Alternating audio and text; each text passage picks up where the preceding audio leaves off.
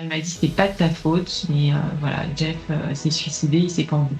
Je me sentais vraiment coupable de ça, coupable de vivre aussi, parce que lui était mort et moi j'étais vivante. Pourquoi il a passé à l'acte? Pourquoi il m'a pas appelé? Pourquoi? Une fois que je me suis posé les 50 000 pourquoi, c'était j'ai changé d'axe quoi. C'était comment moi je vais continuer. Dans un monde où la question de la mort est souvent taboue, où vivre un deuil signifie encore être jugé, provoquer de la gêne, de l'incompréhension, quand ce n'est pas de la pitié, la grande question est celle-ci. Comment des orphelins comme nous, qui avons vécu très tôt la mort d'un parent, qui ne voulons pas porter ce poids sur nos épaules toute notre vie, ni qu'il impacte nos relations actuelles, comment nous pouvons y donner un sens nouveau, construire des relations plus profondes, et surtout, comment nous reprenons le pouvoir sur nos vies? Mon nom est Johan, et bienvenue chez les Orphelins Résilients. Bonjour Rachel. Bonjour Johan. Merci d'avoir accepté de venir dans le podcast. Quand j'ai préparé cette interview, je me suis dit comment présenter Rachel. Et j'ai regardé tout ce que tu fais, ton livre, ta chaîne YouTube, ta communauté. Et il y a un mot qui m'est venu. Je me suis dit, t'es trop forte. Waouh. Non, non, je ne suis pas forte. Alors, on va revenir sur ton histoire, mais donc tu es veuve, tu as vécu le suicide de ton conjoint, tu es aussi sophrologue et tu es je dirais presque une héroïne, une pionnière, parce qu'aujourd'hui, tu es la créatrice d'un véritable espace de reconstruction, d'une communauté de veuves. On va revenir sur le mot veuve. Donc tu les aides à retrouver la paix et à redonner un sens à leur vie. Rachel, c'est quoi ta recette secrète? Oh là là, déjà merci pour cet accueil. Hein. Là, on ne me voit pas, mais voilà, je commence à rougir. Non, j'ai pas de recette. Voilà, j'essaye de faire au mieux, de donner comme je peux. Je suis comme tout le monde, hein, j'ai que 24 heures dans une journée. Et je pense que les personnes que j'accompagne vont en parler. Elles contribuent aussi beaucoup à ça parce que ça a été une co-construction. Vraiment, je sais que c'est un mot à la mode, mais en tout cas, ces dernières années, ça a été vraiment ça en fonction de leurs besoins, de comment on pouvait aussi cheminer ensemble. Et puis, donc voilà, donc je suis pas toute seule à porter ça non plus, quoi. Est-ce que, pour commencer, en fait, pour parler de ton histoire, est-ce que tu serais d'accord pour qu'on parle un peu de Jeff? Ouais. Jeff, c'est donc ton conjoint qui est décédé, donc qui est mort d'un suicide. Jeff, c'était mon premier amour, voilà. On s'est rencontrés. Moi, je suis éducatrice spécialisée à la base et lui aussi. On s'est rencontrés à l'école en formation, quoi. Et on a vécu 14 ans ensemble. Euh, et ben, Jeff, il m'a beaucoup accompagnée, moi, dans ma vie personnelle, professionnelle. Ça a été quelqu'un vraiment d'important pour moi. Et il m'a toujours soutenue, encouragée, même si pour lui, c'était assez compliqué, puisque, en fait, il était bipolaire. Mm. Donc, je pense que je l'ai aussi beaucoup soutenu, accompagné sur ses phases de down, sur ses phases de up, même si au début, en fait, le diagnostic avait pas été posé. En fait, il a été posé 2 ans à peu près avant son suicide. Donc, il s'est suicidé le 9 mars 2014. Mm. Comme sans doute vous qui nous écoutez, voilà, même si ça fait un paquet d'années, pour moi, je pense que et beaucoup de gens me disent ça, on se souvient le jour de l'annonce, quoi. Oui. Enfin, moi, j'étais au travail. À l'époque, j'étais directrice d'un établissement pour des personnes sans abri. Le téléphone a sonné et et c'est une éducatrice qui me passait un appel en me disant voilà, c'est quelqu'un pour toi. Et j'ai entendu la sœur de Jeff qui me demandait une question assez bizarre d'ailleurs, qui me disait est-ce qu'il y a du monde autour de toi? Est-ce que tu es seule? Est-ce qu'il y a du monde autour de toi? Et à ce moment-là, j'étais avec un éducateur dans mon bureau et je lui ai dit oui, voilà, il y a un collègue qui est là. Et elle m'a dit cette phrase assez terrible. Voilà, elle m'a dit c'est pas de ta faute, mais voilà, Jeff s'est suicidé, il s'est pendu. Et je le dis toujours avec beaucoup d'émotion, hein, même si je pense que j'ai cicatrisé, que j'ai un processus de deuil apaisé, mais c'est toujours. Et voilà, puis après, tout s'est enchaîné. Mais c'est vrai que c'est assez dingue parce que je me souviens très bien de cette journée, de ce jour. C'était l'après-midi, le ciel était bleu, il faisait très froid. Et je me souviens de ces détails-là, tu vois, et c'était vraiment pour moi un truc hors norme, enfin, je sais pas, Hors c'était temps, sur notre ouais. planète, quoi. Ouais, j'étais ailleurs, quoi. Et voilà, il y a un membre de mon équipe qui m'a ramenée chez moi, j'ai appelé mes parents, enfin, ça s'est vite, très vite enchaîné. Comme beaucoup de gens le disent, hein, beaucoup vont se retrouver, on n'y croit pas, c'est assez curieux. Moi, j'ai pas été effondrée tout de suite. Je pense que il y avait cette protection psychique, hein, qui était là. Bon, on sait bien aujourd'hui, hein, qu'on n'intègre pas cette réalité d'un seul coup, quoi. Donc, donc ça a mis quand même, pour moi, une bonne année, en fait, avant que je m'effondre vraiment. Qu'est-ce qui a été le plus difficile justement à ce moment-là pour toi? À ce moment-là, ça a été moi, je connaissais pas le processus de deuil et les premiers temps, j'ai pas forcément cherché. Je trouvais que ça allait pas si mal, quoi. C'était un peu dingue. Et, moi, j'ai repris le travail très rapidement, 8 jours après, quoi, 8-10 jours après. Le travail, c'était important pour moi, c'est ce qui me tenait, même si j'avais une sale tête, je pleurais, bien sûr, hein, c'était compliqué, je pouvais être aussi même très agressive. C'est sûr que je menais tout le monde à la baguette, hein, ça, mon directeur général m'a aimé pendant cette période, mais c'était pas moi, d'ailleurs, beaucoup de gens m'ont dit, non, c'était pas toi, je prenais pas trop soin de moi, j'étais à fond dans le boulot. Je me concentrais beaucoup. J'étais déjà dans un travail de relation d'aide, puisque dans le centre d'hébergement d'urgence que je gérais, on accueillait des personnes sans abri. Donc, mais c'était, je pense, une fuite, en fait. De toute façon, voilà, c'était comme ça, je ne pouvais pas faire autrement. C'était ma réaction à moi. Et en fait, j'ai déclenché, en fait, quand même très vite des symptômes en fait physiques, puisque je faisais des crises d'asthme à répétition, notamment ça me prenait la nuit, alors qu'à l'époque j'avais 42 ans, j'avais jamais été asthmatique, je savais pas ce que c'était qu'une crise d'asthme. Donc la nuit, je me retrouvais un peu comme les personnes qu'on hébergeait la journée, j'en croisais parfois la nuit aux urgences. Et j'étais comme eux, quoi. J'étais perdue, je savais pas ce qui m'arrivait, voilà, et que je pense les angoisses de la nuit. Et puis le lendemain matin, je retournais bosser. En même temps, il y avait une espèce d'énergie, alors de vie quand même, parce que moi, très vite aussi, je me suis dit, ma vie n'est pas finie, quoi. Je veux pas rester seule. Je veux que la vie continue. J'allais voir mon médecin. J'étais mon médecin généraliste. Je suis allée le voir assez tardivement, quasiment au bout d'une année, mais je voulais des médicaments, Et lui, très vite, en fait, alors il connaissait bien Jeff aussi. Je me souviens d'une fois où il m'a un peu secouée quand même en me disant, alors bien sûr, je te donnerai ce qu'il faut pour ton asthme, mais il me dit, toi, ce que tu veux, c'est que je te rende ta vie d'avant. Il me dit, je ne pourrais pas te rendre ta vie d'avant, mais je veux juste te poser une question. Est-ce que ta vie a de la valeur? Et il m'a dit, tu ne vas pas me répondre maintenant, mais si ta vie a de la valeur, tu vas revenir me voir. Et je suis partie. Et il ne m'a pas mis à la porte, mais quasiment. Enfin, c'était fin de la discussion. Et je me souviens très bien d'être devant son cabinet, dehors, dans la rue, en colère, en disant, mais pour qui il se prend, ce mec? Est-ce que ma vie a de la valeur? Je ne comprenais pas cette question, quoi.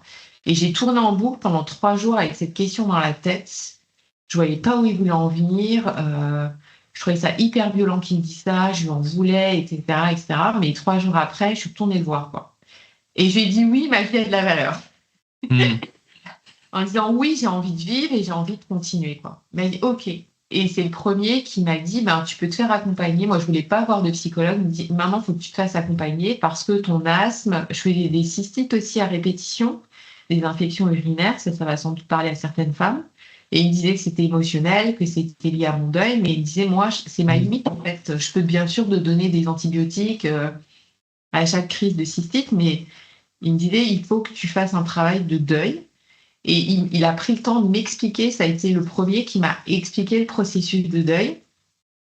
J'ai eu beaucoup de chance parce que il m'a confié aussi quelque chose d'intime. Il m'a dit qu'il avait perdu un fils d'un accident de moto, un jeune qui avait 18 ans, ce que je ne savais pas, alors que c'était mon médecin généraliste depuis des années. Et il m'a dit vraiment, la vie continue, Rachel. Et c'était violent pour moi d'entendre ça parce que j'étais assez partagée. Moi, j'étais quand même dans la vie. Ouais. Il y a une partie de moi qui était dans la vie, mais il y a une partie qui me disait, ben non, moi, je veux que tout s'arrête, que tout le monde pleure, que le monde s'arrête de tourner. Et au bout d'un an, en plus, ben, peut-être que ça va faire écho à ceux qui nous écoutent parce que au bout d'un an, ben, en plus, moi, j'avais repris le travail, je bossais. Voilà, les gens pouvaient se dire, ben voilà, elle a repris sa vie et ça y est, ça va bien, quoi. Donc les gens te parlent plus trop de ça. Moi, on parlait plus trop de stress. Moi, mon médecin généraliste, j'ai eu beaucoup de chance. Vraiment, ça a été vraiment quelqu'un que j'ai pas vu énormément, mais dans des moments comme ça, quand il m'a dit, est-ce que ta vie a de la valeur, il foutait un coup de pied aux fesses. Ça a été un déclencheur pour toi. Donc, en fait, tu as eu cette première année où finalement, bon, tu es rentré, tu t'es mise plus à fond aussi, dans le travail, tu fonçais et tu as commencé à avoir comme ça des symptômes au niveau de ton humeur où les gens à ton travail, ils te reconnaissaient pas. Puis des symptômes physiologiques, la crise d'asthme, l'infection urinaire. Et juste avant de rencontrer ton médecin, justement, sur cette question de toi te faire accompagner vis-à-vis de ton deuil, comment tu te sentais, toi? C'était quoi, enfin, qu'est-ce que tu te disais vis-à-vis de ça? C'était assez curieux parce qu'il y avait à la fois dans ma tête, il y a des moments où ça tournait de me dire je vais pas m'en sortir parce que moi, il y avait le dossier de la culpabilité. Mon sujet, c'était ça, c'était la culpabilité, où je me sentais vraiment coupable et je tournais en boucle sur comment j'aurais pu l'aider, comment on aurait pu éviter ce gâchis. J'étais vraiment en boucle beaucoup, beaucoup là-dessus, à réfléchir là-dessus, à écrire là-dessus, Moi, j'ai toujours dessiné, fait de la peinture et tout ça. J'ai fait beaucoup de choses là-dessus. Ça m'a énormément aidé, mais en même temps, je cherchais des réponses et je me sentais vraiment coupable de ça. Coupable de vivre aussi, parce que lui était mort et moi, j'étais vivante. Et il y avait une autre partie de moi qui me poussait quand même vers l'avant. Justement, c'était quoi précisément cette culpabilité? C'était quoi les questions qu'il y avait sur cette culpabilité pour toi? Ah ben, s'il résume, c'est que je n'avais pas pu le sauver, quoi. C'était, j'ai pas pu le sauver, j'avais pas pu le réparer, c'était un échec. Je me repassais en boucle tous les moments où j'ai pu perdre mon calme. Et parce que voilà, il voulait pas forcément embarquer dans les soins, c'était compliqué. Je pense qu'il n'avait pas à l'époque le bon psychiatre, etc. Donc, je m'en voulais de ne pas avoir réussi à le convaincre de changer de médecin. Les 6 derniers mois, j'avais décidé, parce que ça devenait compliqué, de prendre un autre logement. Donc, il était resté dans notre appartement. Moi, j'avais un autre logement. On était toujours un couple, on se voyait, mais moi, j'avais besoin aussi de me protéger. Et puis, je sentais bien que mon attitude ne l'aidait pas non plus. Donc, je me suis beaucoup dit, j'aurais pas dû faire ça. J'aurais dû rester. En fait, je me suis refait l'histoire, mais des millions de fois dans la tête. Le fameux si, hein, si j'avais dit ça, si j'avais fait ça.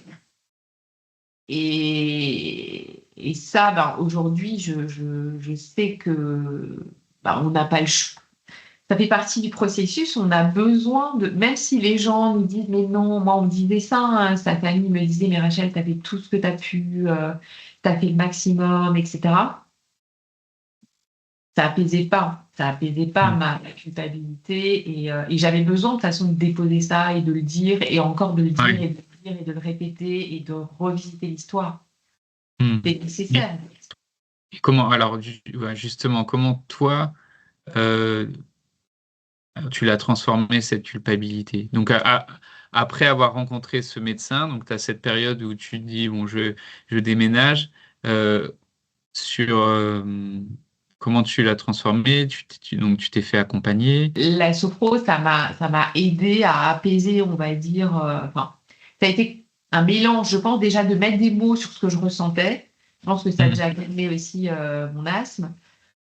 Ma tristesse aussi, parce que voilà, aujourd'hui, je sais, les poumons, c'est vraiment, c'est la tristesse, hein, c'est ça qui est là aussi.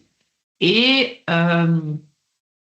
j'ai pas tout de suite trouvé aussi quelqu'un pour apaiser ma culpabilité. Je pense que je l'ai pas transformée, je pense que je l'ai usée, en fait.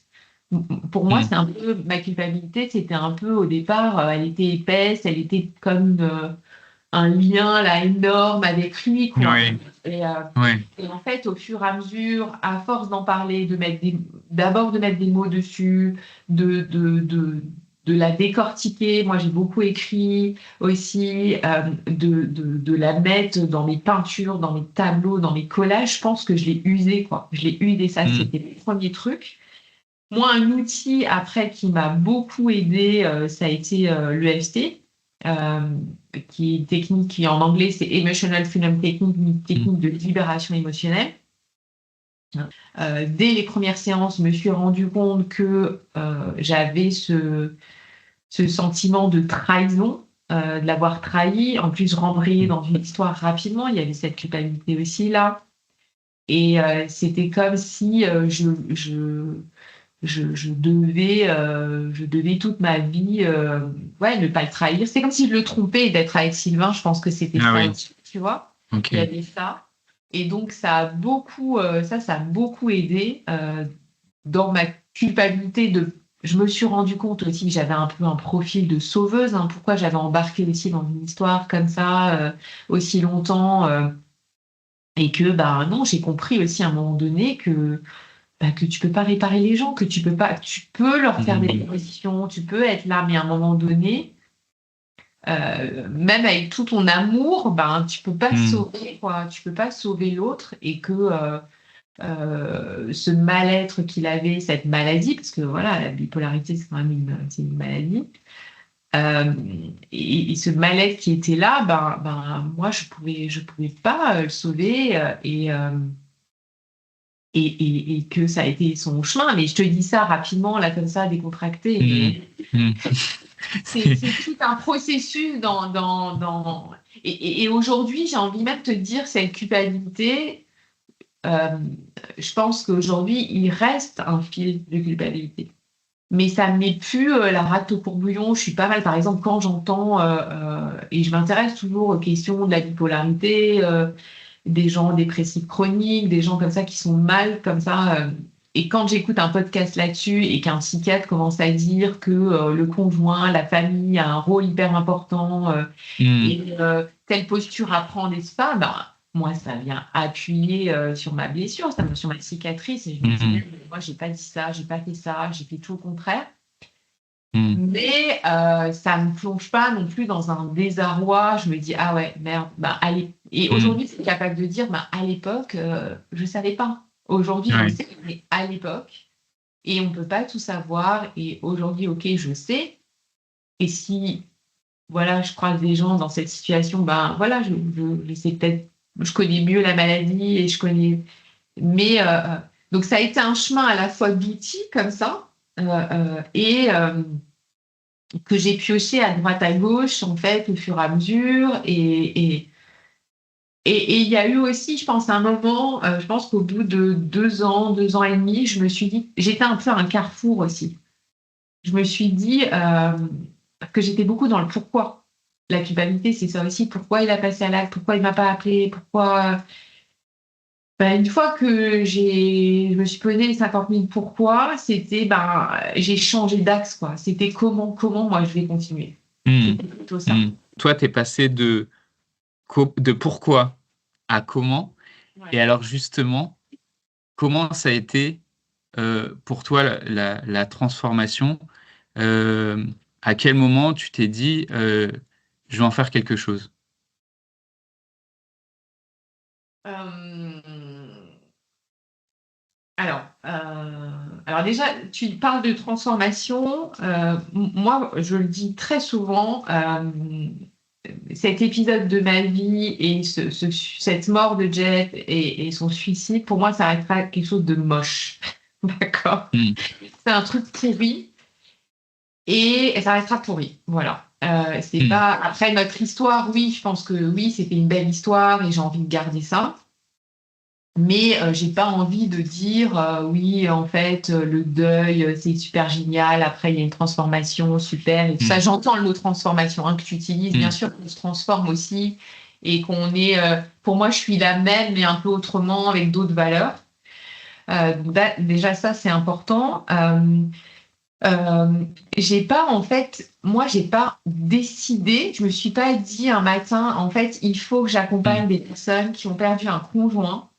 Pas décidé ça. Moi, j'ai décidé à un moment donné de me former comme sophrologue. La sophro, ça m'avait aidé et ça me parlait et j'avais envie d'aider les gens un peu autrement. Donc, c'est pour ça que je me suis formée. Mais j'avais pas du tout comment dire, de plan de match en me disant je vais me former comme accompagnante du deuil. Il s'est trouvé que quand j'ai commencé à parler de mon histoire sur les réseaux sociaux, il y a des femmes qui m'ont écrit en me disant, mais moi aussi, j'ai perdu mon conjoint d'une maladie, d'un accident, d'un suicide parfois, etc. Moi, je veux me faire accompagner par vous. On était en 2017 et en Hmm. plus, je veux me faire accompagner par vous sur Zoom ou sur Skype en vidéo. Et puis ouais, le gros truc du deuil. Et moi, je disais non, mais moi, je commence à en sortir, je vais pas replonger. Hmm. Je disais aux gens, je suis pas formée, ce qui était vrai aussi. Ok, je l'avais vécu, mais j'étais pas formée. Et puis en fait, j'ai entretenu comme ça des conversations par mail avec des femmes où effectivement, je leur répondais quand même, je leur partageais un peu mon expérience, je leur disais moi ce qui m'avait aidé, peut-être que ça pouvait, elles pouvaient expérimenter, mais je disais non, moi, j'accompagne pas des personnes endeuillées, quoi. Jusqu'au moment où très vite, en fait, ça s'est un peu emballé et une femme a vraiment hyper insisté. Elle m'a pas lâchée. Elle était dans le sud de la France. Et bon, j'ai dit, OK, banco, on y va. Mais moi, je pensais que ça allait être le carnage, quoi. Que ça allait être, que elle allait pas être, Hmm.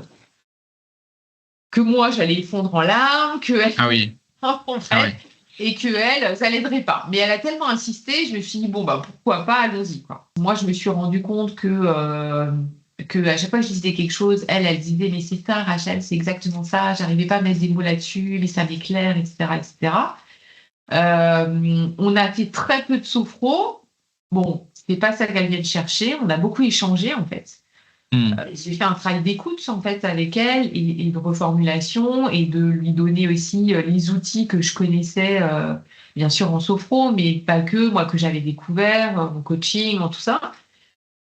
Et puis, bah, en fait, je voyais bien qu'il y avait des trucs qui se passaient et que ça l'apaisait, que ça lui fait du bien, que ça l'aidait à tenir debout. Et je réalisais combien aussi le deuil, c'était un sujet tabou. Et très vite, en individuel, que ce soit au cabinet, que ce soit sur Zoom, des femmes me disaient dans mes mois, Rachel, tu dois être la pire femme que moi, j'avance pas, moi, ceci, oh là là, moi, je suis un cas. Ah oui, Moi, mais je dois être la seule à te poser ce genre de questions, etc., etc.